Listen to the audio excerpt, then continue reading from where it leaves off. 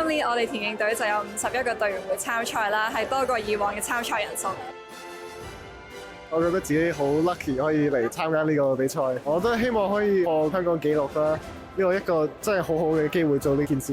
計埋今次係第3次代表香港參加。呢個係我自己第一次參加全運會啦，所以我自己嘅心態都係希望去做好自己，同埋珍惜呢個同即係國內一啲好強勁選手去切磋嘅機會啦。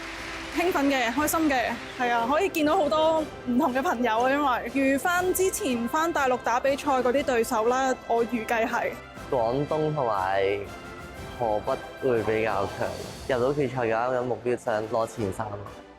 我平時對開嗰啲，佢哋啲水平都好高，都好穩定嘅。希望可以角逐頭3名啦。我當然係最期待參與即係自己有份參與嘅4×100米接力啦，因為我哋比賽都係喺全個比賽嘅最後一日。咁我相信即係除咗個氣氛會非常之好之外，亦都會現場有好多觀眾去支持我哋啦。咁所以我都好希望可以參與到呢一場嘅賽事。